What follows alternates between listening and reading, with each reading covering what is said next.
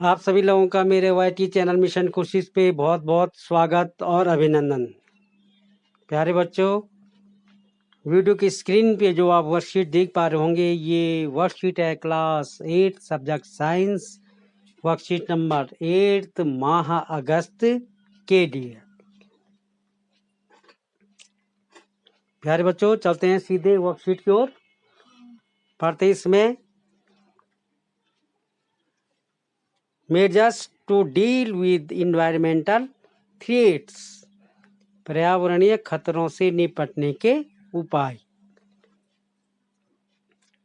Look at the picture below and consider the following points. Number 1 point है,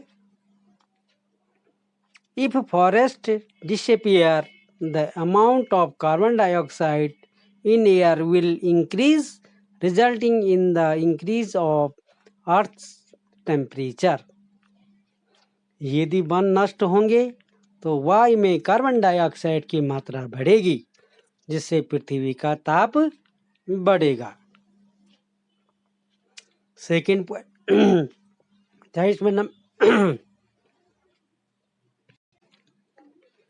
second number 2, in the absence of trees and plants, the animals will not get food and shelter.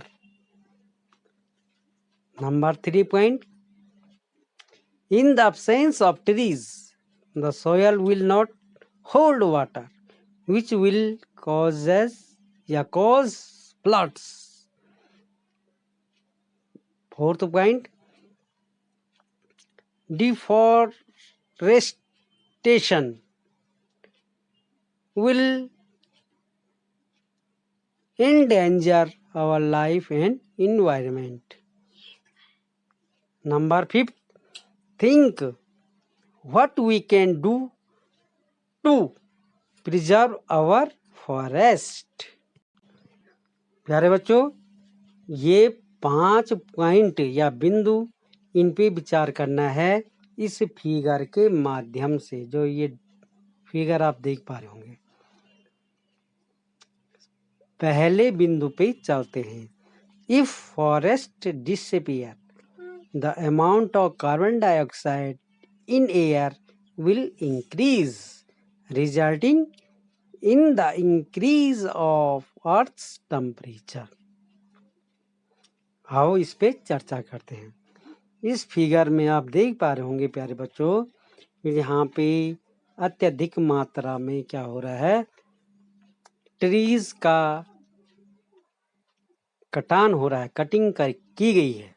देख रहे हैं आप, यहाँ पे ये देख पा रहे होंगे आप, कटे हुए पेड़। दूसरे तरफ फिगर में आप देख रहे होंगे, ये वाइल्ड एनिमल जो है ये किस अवस्था में है, मृत अवस्था में, जैसे टाइगर या डियर। आप देख पा रहे होंगे फिगर में, ये किस अवस्था में है, मृत अवस्था में है, डेड हो चुके हैं। पहले बिंदु पे चर्चा करते हैं।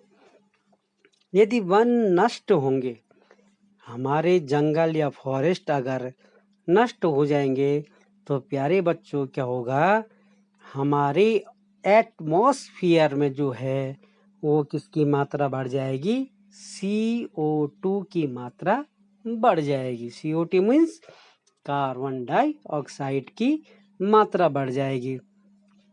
स्वाभाविक है बढ़ना, क्यों, जब सारे ग्रीन प्लांट्स हमारे कट जाएंगे तो जो फोटोसिंथेसिस की प्रोसेस होती है ग्रीन प्लांट्स के द्वारा, और हमको जो हमारे जीवनदायिनी गैस होती है O2 मीन्स ऑक्सीजन, वो हमें नहीं मिल पाएगी, और प्रकृति में कार्बन डाइऑक्साइड की मात्रा बढ़ जाएगी। क्यों बढ़ेगी, क्योंकि जब ग्रीन प्लांट रहेंगे ही नहीं, तो ये नेचुरली है या स्वाभाविक है कि कार्बन डाइऑक्साइड की मात्रा बढ़ जाएगी।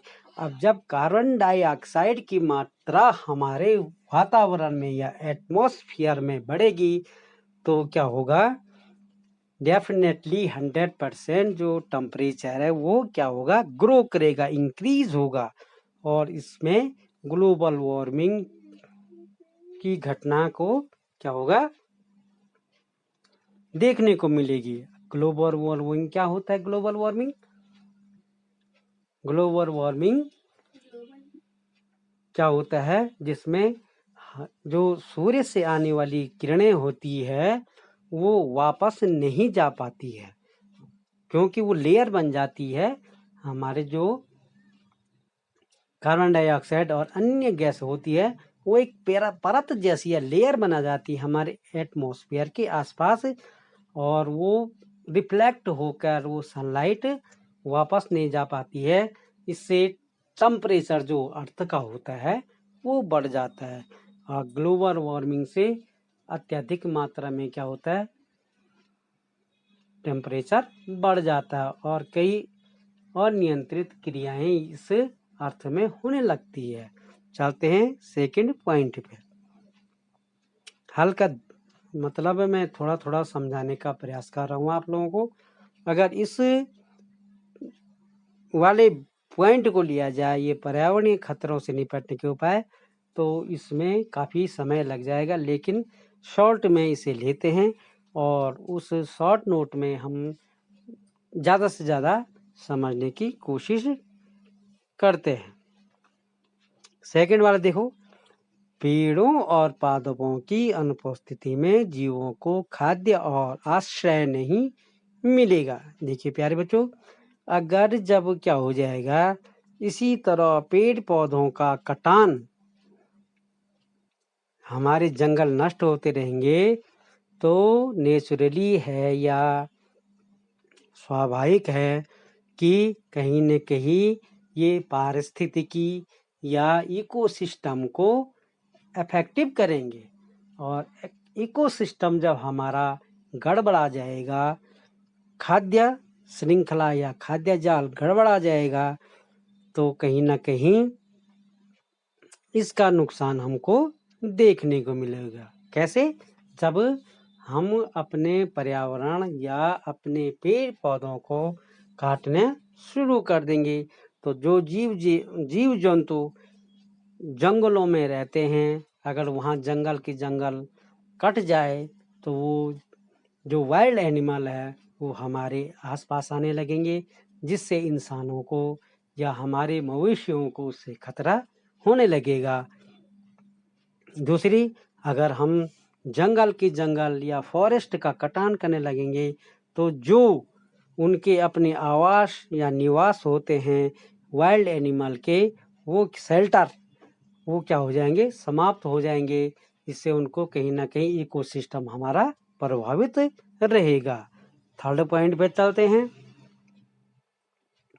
पेड़ों की अनुपस्थिति में मृदा जल को नहीं बांध पाती है, जिससे बाढ़ आ जाती है।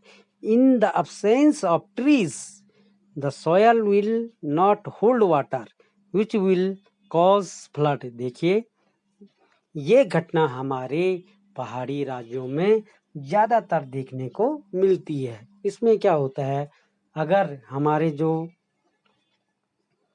पहाड़ियाँ भाई प्यारे बच्चों, इस तरह से अगर यहाँ पे पेड़ लगे हुए हैं, इस तरह से ये ढलान वाली जगह है, ये पेड़ पौधे लगे हैं, अगर हमने इनका कटान शुरू कर दिया तो ये हमारी पहाड़ियाँ क्या हो जाती है, खाली हो जाती है, और जब बारिश होती है तो ये क्या हो जाती है, भूस्खलन के रूप में ये पहाड़ियाँ टूटने लगती है, और जिससे बाढ़ का या फ्लड का जो है खतरा मंडरा जाता है। ओके, मिटाते फिर आगे बढ़ते हैं।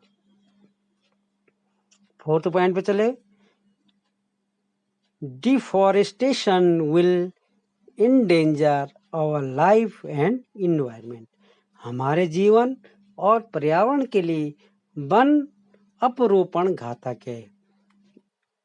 इससे क्या समझे प्यारे बच्चों आप, हमें या हमारे लोगों को क्या नहीं करना चाहिए, डिफॉरेस्टेशन मतलब वनों का कटान या जंगलों का कटान नहीं करना चाहिए। क्यों नहीं करना चाहिए? इससे क्या होगा, अत्यधिक मात्रा में कहीं न कहीं हमारा इकोसिस्टम प्रभावित होगा, और हमको जो हमारे एटमॉस्फेयर में ऑक्सीजन की मात्रा है वो कम हो जाएगी और जो अन्य गैसें हैं उनकी मात्रा बढ़ जाएगी। इसलिए हमें क्या नहीं करना चाहिए, अपने वातावरण को अगर शुद्ध रखना है, ऑक्सीजन का लेवल बढ़ाना है, तो वनों को नष्ट होने से या वनों के कटान को हमें क्या करना होगा, कम करना होगा। उसकी जगह पे हमें अधिक मात्रा में या जहाँ पे पेड़ काटते हैं उसके आसपास हमें नए प्लांट का क्या करना चाहिए, रोपण करना चाहिए, नए प्लांट को लगाना चाहिए, जिससे कि हमारा पर्यावरण और हमारा इकोसिस्टम ज़्यादा प्रभावित न हो। लास्ट वन है 5th point, think what we can do to preserve our forest. सोचिए हम वनों को संरक्षित रखने के लिए क्या कदम उठा सकते हैं। बहुत ही महत्वपूर्ण बिंदु है प्यारे बच्चों ये, कि हम वो कौन कौन से उपाय हैं कि जिससे हम क्या कर सकते हैं, अपने वनों, जंगलों या फॉरेस्ट को क्या बचा सकते हैं या संरक्षित कर सकते हैं। उसके लिए सबसे पहले हम सरकार से आग्रह करेंगे कि एक ठोस नीति बनाई जाए। ओके, क्या करेंगे, एक ठोस नीति बनाई जाए कि अगर विकास के लिए जंगलों या फॉरेस्ट का कटान होता भी है तो उसकी जगह पे अन्यत्र कहीं क्या किया जाए, वृक्षारोपण किया जाए। दूसरी बात, जो हमारे जंगलों में आग लगती है, क्या होता है, फॉरेस्ट फायर होता है, उसको कहीं ना कहीं हमें कंट्रोल करना होगा। इसके लिए हमें सजग रहना होगा और पूरे स्टेट लेवल पे, प्रदेश स्तर पे एक व्यापक प्रचार प्रसार करना होगा। खास तौर पे गर्मियों के मौसम में जब ये फायर फॉरेस्ट या फॉरेस्ट फायर की घटना देखने को मिलती है, उस टाइम सारा हमारा जो सिस्टम है, सरकार से लेकर और फॉरेस्ट डिपार्टमेंट के जो अधिकारी और कर्मचारी होते हैं, उन्हें अलर्ट पे रखना चाहिए कि जहाँ पे भी आग की घटना या फॉरेस्ट फायर की घटना होती है तो वहाँ पे तुरंत डैमेज कंट्रोल किया जाए और अपने आसपास, अपने क्षेत्र में ज़्यादा से ज़्यादा वृक्षारोपण को प्रोत्साहित किया जाए और एक व्यापक प्रचार प्रसार करके जहाँ पर भी हमको खाली ज़मीन मिलती है वहाँ पे क्या किया जाए, वृक्षारोपण किया जाए। और अन्य कई कारण हो सकते हैं जिससे हम अपने पर्यावरण को, अपने फॉरेस्ट को कंजर्व कर सकते हैं, उन्हें संरक्षित रख सकते हैं। अब हम अपना एक अवेयरनेस ग्रुप भी बना सकते हैं, पूरे अपने फैमिली मेंबर से लेकर के अपने विलेज लेवल पे, टाउन लेवल पे, डिस्ट्रिक्ट लेवल पे और स्टेट लेवल पे एक अवेयरनेस कमेटी बनाई जा सकती है जो समय समय पे निगरानी करे कि कहीं अगर इस तरह की घटना हो रही है तो उसका डैमेज कंट्रोल कैसे किया जाए। प्यारे बच्चों, अब मैं ये समझ सकता हूँ, अब आप लोगों ने इसे आगे पढ़ना है और समय लगेगा तो फिर इस पे एक वीडियो में आप लोगों के लिए प्रोवाइड कराऊंगा। नहीं तो आप लोगों ने क्या करना है, इसे आगे पढ़ते रहना है। कॉजेज ऑफ इन्वायरमेंटल थ्रेट्स, पर्यावरणीय संकट के कारण और उसके खतरों से निपटने के उपाय, इसे आपने पढ़ना है और इस पे अच्छे से अपने नोटबुक में लिखना है। आज के लिए इतना ही, नई वीडियो के साथ फिर मिलेंगे, तब तक के लिए बाय बच्चों।